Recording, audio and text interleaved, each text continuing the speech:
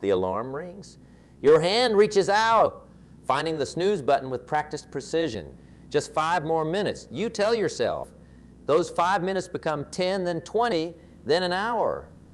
Another morning slips away, forever lost to the comfortable embrace of your warm bed. And with it, a piece of your potential fades. How many mornings like this add up to a life of regret? You see, while you're hitting that snooze button, someone else isn't. Someone else is rising, stretching their limbs against the resistance of sleep, and stepping into the arena of life, ready to claim the day as their own. The difference between them and you isn't talent. It isn't luck. It isn't privilege or circumstance. The difference is a decision made in that critical moment between consciousness and comfort. That decision, my friends, shapes not just your morning, but your entire existence. The alternative begins with understanding the true nature of morning laziness.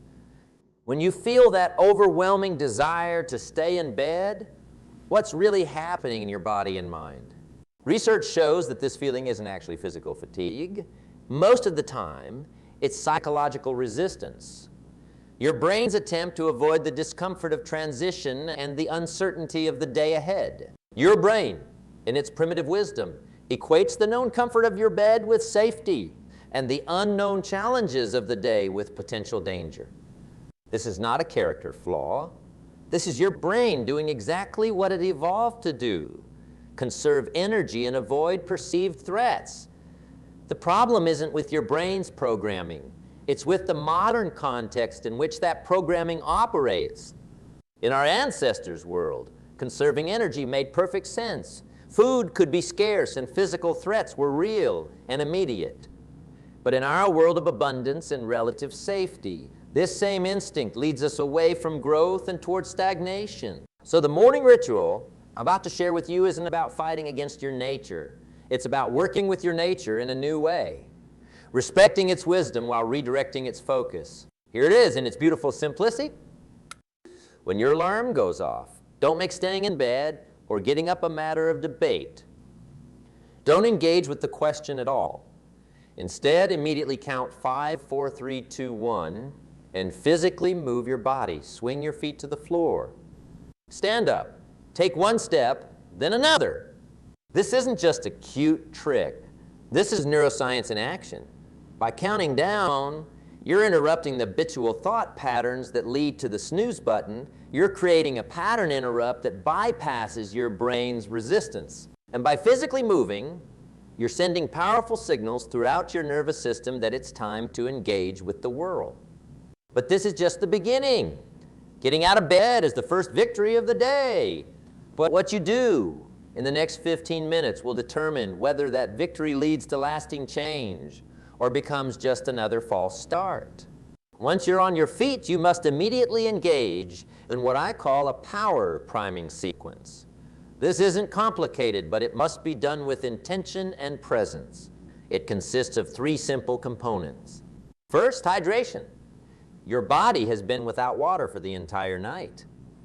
Before you reach for coffee or breakfast, drink a full glass of water. This simple act jump-starts your metabolism, flushes toxins from your system, and provides the hydration your brain needs for optimal function. Second, movement. I'm not talking about a full workout, though that's excellent if you're inclined.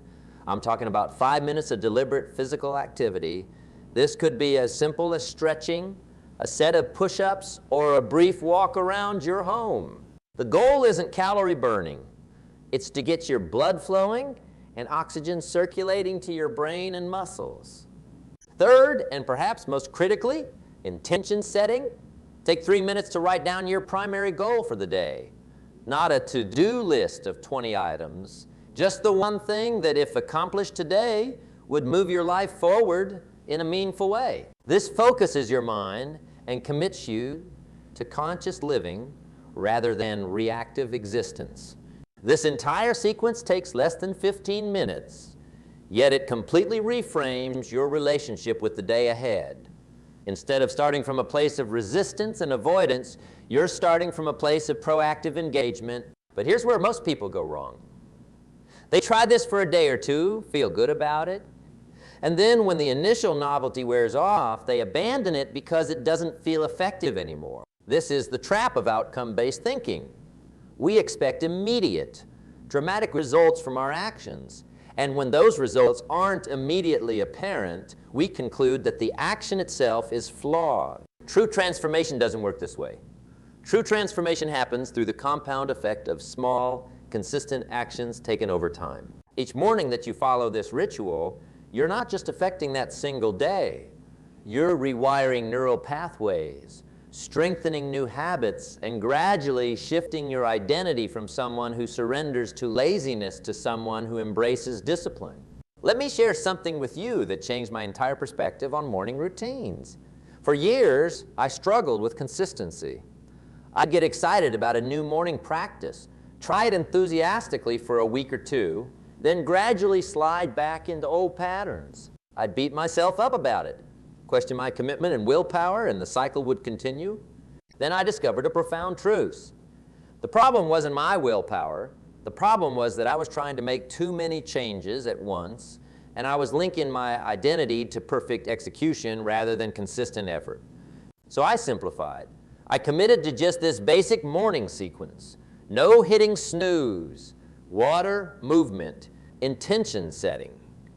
And I made a crucial mental shift. Instead of saying, I'm going to try this new morning routine, I began telling myself, I am the kind of person who honors their morning commitment to themselves. Do you see the difference? One statement focuses on the action, the other focuses on identity, and identity is the most powerful driver of behavior. When you shift from trying to do to being the kind of person who does, everything changes. The resistance diminishes because you're no longer fighting against yourself. You're simply acting in alignment with who you are. Of course, you'll still have mornings where the bed feels impossibly comfortable and the thought of getting up seems like the hardest thing in the world. That's human. But when you've anchored this practice to your identity, you get up anyway. Not because you feel like it, but because that's who you are. And here's the beautiful paradox. The days you least feel like following through on your morning commitment are precisely the days when doing so will yield the greatest return on investment.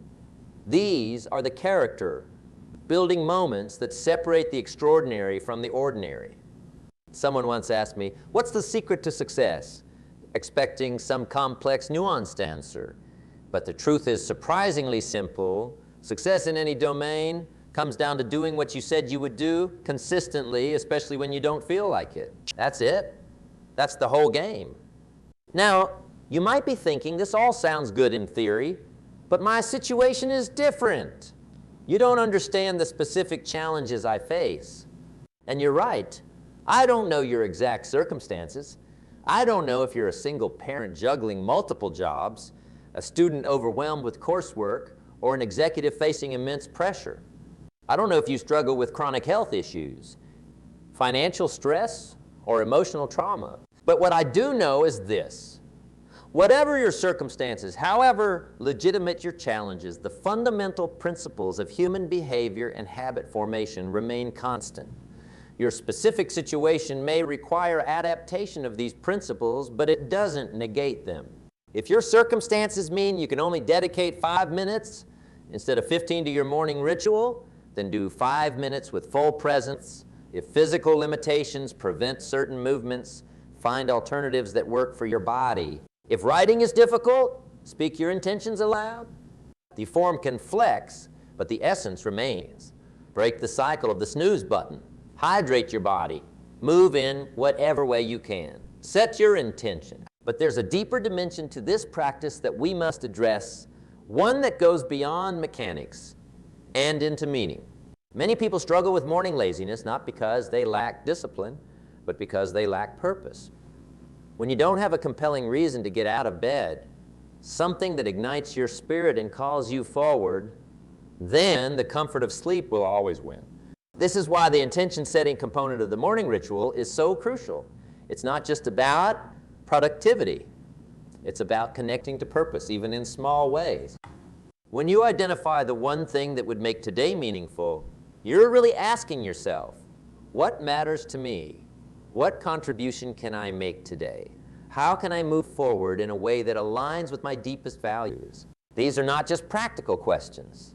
These are existential questions that, when engaged with regularly, infuse ordinary days with extraordinary meaning. So let me ask you, out of bed in the morning, not what should get you out of bed, not what gets others out of bed, but what truly moves you. If you're struggling to answer that question, don't worry. Sometimes we lose touch with our deeper motivations. Sometimes we need to rediscover them or create them anew. The daily practice of intention setting can actually help you clarify this over time. But here's what I know for certain. There is something in this world that you care about deeply. There is some contribution only you can make. There is some problem only you can solve in your unique way. And connecting to that, even in the smallest daily actions, is the ultimate antidote to laziness. Because when you're connected to purpose, you don't need to fight laziness. Laziness simply becomes irrelevant in the face of something that matters more. This brings us to an important distinction. Discipline is not about forcing yourself to do things you hate. True discipline is about remembering what you want most over what you want now. The bed is what you want now. But a life of purpose, contribution, growth, and achievement, that's what you want most. And every morning, you get to choose between them. Now, let's go deeper into understanding why this morning ritual works at a fundamental level and how to overcome the most common obstacles you'll face in implementing it. Have you ever noticed how some days seem to spiral downward from the very start? You oversleep, rush through your morning, forget something important, get stuck in traffic, arrive late to work or school, and the whole day feels like you're trying to catch up with yourself. One small decision, hitting the snooze button, initiated a cascade of events that colored your entire day. This phenomenon is what I call the first domino principle. The first action you take each day is like the first domino in a long, complex arrangement. Knock it over in the right direction and everything that follows becomes easier. More aligned, more purposeful. Knock it over in the wrong direction, or fail to knock it over at all, and you'll find yourself working against momentum rather than with it. This is why the decision not to hit snooze, followed by the simple ritual I've shared with you, is so much more significant than it might initially appear. It's not just about those 15 minutes. It's about setting in motion a positive chain reaction that influences every subsequent decision and action. But let's be honest about something. Knowing what to do is rarely the problem. We live in an age of unlimited information. With a few keystrokes, you can access more wisdom about morning routines, productivity, and habit formation than you could consume in a lifetime. The problem isn't knowledge. The problem is implementation. The problem is that gap between knowing and doing. So let's talk about how to bridge that gap. Let's talk about what happens when real life meets good intentions. Because if this morning ritual is going to truly transform your life, it needs to withstand the test of everyday challenges. Challenge number one, but I'm not a morning person. I hear this all the time, stated as if it were an immutable fact of nature, like blood type or height. I'm just not a morning person, they say, with an air of resignation that suggests this trait is coded into their DNA. But here's what research actually shows us. While there are indeed natural variations in chronotype, your body's preferred time for sleep and wakefulness, these preferences are far more malleable than most people realize. More importantly, even true night owls can train themselves to function effectively in the morning through consistent practice. The key word there is consistent. You can't expect to change a lifetime of sleep patterns in a day or even a week. Your body's circadian rhythm requires time to adjust. This is why the commitment to this morning ritual must be seen as a long-term investment, not a quick fix. If you're currently staying up until 2 in the morning and struggling to wake up before 10, don't try to suddenly shift to a 5 a.m. wake-up call. That's setting yourself up for failure. Instead, gradually adjust your sleep schedule by 15-30 minutes earlier every few days. Match this with an equally important commitment to going to bed earlier. Quality sleep is not the enemy of productivity. It's a prerequisite. The goal isn't to sleep less. It's to sleep well and wake with purpose. Challenge number 2. But some days I really do need more sleep. This is valid. Sleep is essential, and there will be days when your body legitimately needs more rest. The key is developing the discernment to know when you're truly in need of additional sleep versus when you're just surrendering to the comfort trap. Here's a simple way to develop this discernment. When the alarm goes off and you feel the urge to hit snooze, ask yourself this question: is my body genuinely exhausted, or is my mind simply resistant to the discomfort of transition? Physical exhaustion feels different from psychological resistance. One is a bodily need. The other is a mental habit. Learning to distinguish between them is crucial. If you determine that you genuinely need more sleep, then make a conscious, intentional decision to rest for a specific amount of additional time. Don't just hit snooze repeatedly in a semi-conscious state. Set a new alarm. Say to yourself, I am choosing to sleep for 30 more minutes because my body needs it, and then up when that alarm sounds. The difference may seem subtle, but it's profound. One approach puts you in control. The other surrenders control to momentary impulses. Challenge number 3. But my day is already overscheduled. I can't add one more thing. I understand. Many of us live lives filled to the brim with responsibilities and commitments. The thought of adding even 15 minutes of morning ritual can seem impossible. But this perspective misses a crucial point. The morning ritual isn't something extra you're adding to your day. It's an investment that makes everything else in your day more effective and meaningful. Think of it like sharpening a saw. If you need to cut down 20 trees, taking 5 minutes to sharpen your saw isn't one more thing to do. It's the very thing that makes the primary task possible and efficient. Still, I recognize that practical time constraints are real. So let me offer this. Start with just 5 minutes. Not 15, not 10. Just 5. Anyone can find 5 minutes, even on the busiest morning.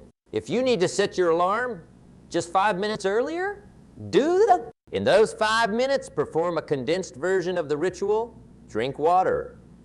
Move your body, even if it's just for 60 seconds. Set your intention for the day, even if it's just writing one sentence. Remember, the power of this practice comes not from its duration, but from its consistency and presence.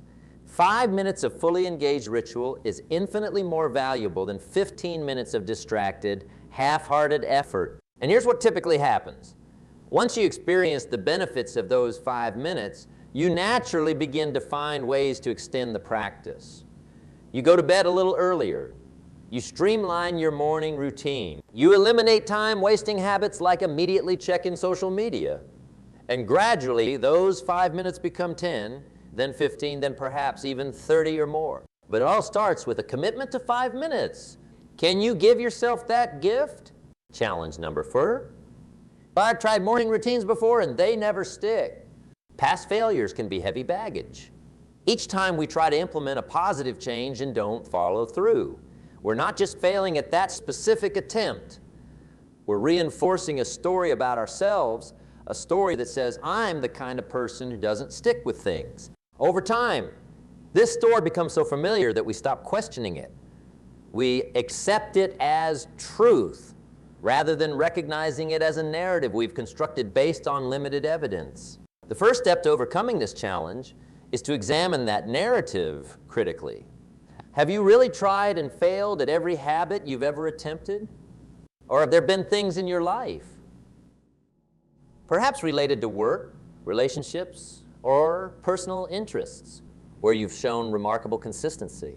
Most people, when they look closely, discover that they're actually quite disciplined in certain areas of life.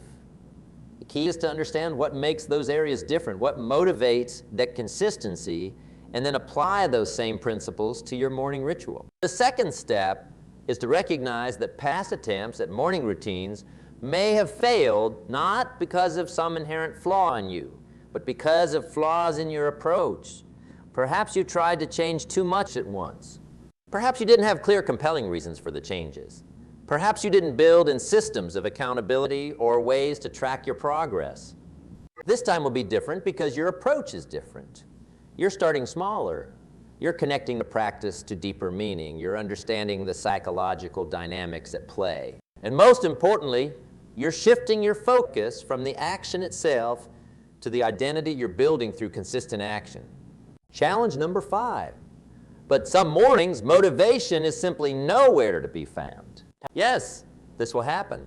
You will have mornings, perhaps many of them, where the last thing you feel like doing is getting out of bed, drinking water, moving your body, and setting intentions.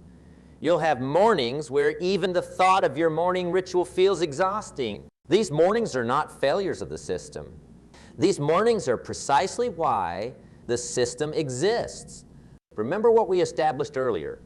Motivation doesn't precede action. It follows it. Waiting to feel motivated before acting is like waiting to feel full before eating. It fundamentally misunderstands the relationship between feeling and action. On the mornings when motivation is absent, rely on your commitment instead. This is why we established the countdown method 5, 4, 3, 2, 1 as a way to bypass the need for motivation. You don't need to feel like getting up. You just need to count down and move your body. Just think of it this way. The version of you that set the alarm last night made a promise to the version of you that wakes up this morning. Will you honor that promise even when it's difficult, especially when it's difficult? This is the essence of integrity. Doing what you said you would do, regardless of how you feel in the moment. And integrity with yourself is the foundation upon which all other success is built. Because here's a truth that may be uncomfortable to hear, but is essential to embrace. No one is coming to save you from mediocrity. No one is going to appear with perfect conditions and overwhelming motivation to propel you toward your best life. If change is going to happen, it must come from within. It must come from those small daily decisions that no one sees and few would consider significant. Decisions like getting out of bed when the alarm first sounds, even when every fiber of your being resists. Now let's shift our focus to something equally important. The evening routine that supports. You see, the battle against morning laziness isn't actually won in the morning. It's won the night before. The decisions you make in the evening hours directly impact your ability to rise with purpose and energy. First and foremost is sleep quality. The research is unequivocal. The quality of your sleep affects everything from your willpower and decision-making abilities to your emotional regulation and physical energy. Yet many of us sabotage our sleep in ways we don't even recognize. We expose ourselves to blue light from screens right up until bedtime, disrupting our body's production of melatonin, the hormone that signals it's time to sleep. We consume caffeine or alcohol in the evening, both of which interfere with deep, restorative sleep cycles. We bring work-related stress or interpersonal conflicts to bed with us, keeping our nervous systems in a state of alertness when they should be winding down. If you're serious about conquering morning laziness, you must be equally serious about evening preparation. This means establishing a wind-down routine that signals to your body and mind that it's time to transition from the day's activities to restorative rest. Ideally, this routine would include disconnecting from screens at least an hour before bed. If this seems impossible, start with just 30 minutes or use blue light blocking glasses if you must look at screens. Engaging in calming activities that help transition your nervous system from sympathetic fight or flight to parasympathetic Ryan digestion. This could be reading, gentle stretching, meditation, or simply sitting quietly and reflecting on the day. Preparing for the morning by setting out what you'll need. Workout clothes, journal, water bottle, so that your morning ritual encounters minimal friction. Reviewing your calendar for the next day and identifying your most important task or priority. This allows your subconscious mind to work on solutions while you sleep and prevents the morning feeling of overwhelm. Setting your alarm with intention, not as the absolute latest time you can wake up and still make it to work, but as the time that allows you to engage fully with your morning ritual. These evening practices might seem tangential to the issue of morning laziness, but they're actually foundational. They create the conditions that make your morning choice possible and sustainable. Remember, willpower is a finite resource that depletes throughout the day. By evening, your reserves are at their lowest. This is why it's crucial to use environmental design and habit stacking rather than relying on willpower alone. Environmental design means structuring your physical space to support your intentions. Keep your alarm across the room so you have to physically get out of bed to turn it off. Have your water and workout clothes ready. Make the path of least resistance align with your goals rather than work against them. Habit stacking means attaching new habits to existing ones, creating a natural flow from one positive behavior to the next. If you already brush your teeth every night, an established habit, stack your evening reflection or next day planning immediately after this habitual action. The established habit becomes the trigger for the new one, making implementation much more seamless. Now let's address something that many productivity experts overlook, but that I believe is essential for sustainable change: forgiveness and flexibility. There will be days when, despite your best intentions and preparations, you fall short. You hit snooze. You rush through your morning without completing your ritual.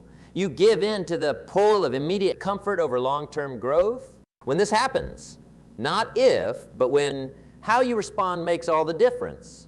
Many people use these inevitable lapses as evidence that their efforts are futile.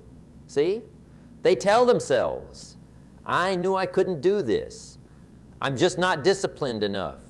And with that narrative firmly in place, they abandon their practice entirely, returning to old patterns until the next burst of inspiration or frustration propels them to try again, thus perpetuating the cycle of start-stop, restart that characterizes most people's relationship with positive habits.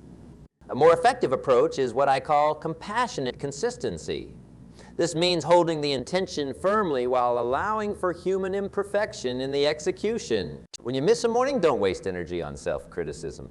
Simply note what happened. Identify any triggers or circumstances that contributed to the lapse. Adjust your approach if necessary, and recommit to tomorrow's practice with the same enthusiasm you had on day one. The goal isn't perfect adherence. The goal is a positive trend line over time. If you're hitting your morning ritual 5 days out of 7, that's not failure. That's a life-changing success compared to 0 days out of 7. And often, what seems like failure is actually valuable feedback. Perhaps your alarm isn't loud enough. Perhaps you need more accountability. Perhaps there's an emotional or psychological barrier you haven't fully addressed. Each failure is an opportunity to refine your approach and deepen your understanding of yourself. This brings us to an essential point about sustainable change. The path is never linear.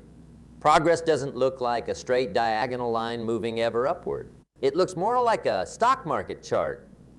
General upward trend over time, but with plenty of dips, plateaus, and occasional sharp drops along the way. The people who succeed in the long run aren't those who never experience setbacks.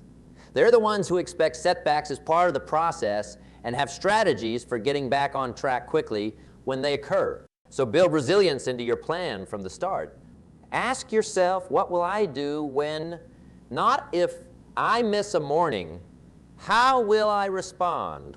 What will bring me back to my practice? Having this contingency plan in place doesn't make failure more likely. It makes recovery more immediate, which is ultimately what determines your success. Let's talk now about the deeper transformations that begin to occur as this morning ritual becomes integrated into the fabric of your life. Think about something in your life that's so deeply integrated into your identity that you don't even question doing it. Perhaps it's brushing your teeth or showing up for work or caring for a loved one. You don't debate whether to do these things. You don't require motivation or awards. You simply do them because they're expressions of who you are. That's the goal with your morning ritual. Not that it becomes another should in your life, but that it becomes a natural expression of your identity as someone who values their time energy, and potential enough to protect the first moments of each day. This identity solidifies, something remarkable happens. The effort required to maintain the practice diminishes even as the benefits multiply.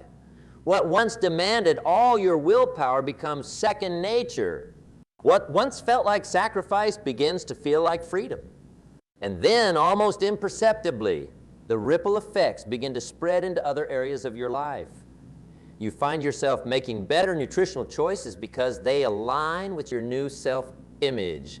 You become more discerning about how you spend your time and energy. You set clearer boundaries. You pursue goals that once seemed beyond your reach, all from a simple morning ritual. Yes, because it's never been just about the ritual itself. It's about the bridge it builds between intention and action, between who you aspire to be and who you are in the daily moments of your life. This is the transformative power of consistency in seemingly small things. This is how ordinary mornings become the foundation of an extraordinary life. But let me be clear about something. This path is not about pursuing some idealized, perfect version of productivity or success as defined by others. It's about creating space at the beginning of each day to connect with yourself and your deepest values before the world rushes in with its demands and distraction. For some, this morning space will be used to advance career goals or business ventures. For others, it will be about creative expression, spiritual practice, or physical well-being. The content of your morning ritual may evolve over time as your needs and priorities shift. What matters is not what specifically fills that space, but that you consistently claim it as your own, because in a world that constantly competes for your attention and energy, the act of reserving the first moments of the day for yourself is both a practical strategy for effectiveness and a profound act of self-respect. So as we move forward, I want to challenge you to make a decision, not just an intellectual agreement with the concepts I've shared, but a heart-level commitment to yourself and the life you know is possible. Will you continue to surrender your mornings to the comfort of your bed, knowing that with each snooze button press, you're choosing immediate ease over lasting fulfillment? Or will you claim those first moments as sacred territory, using them to set in motion a chain of events that day by day brings you closer to the person you're capable of becoming? The choice, as always, is yours. But know this, that choice is never just about this morning or tomorrow morning. It's about who you become through the accumulation of those choices over days, months, and years. Choose wisely, my friends. Choose wisely.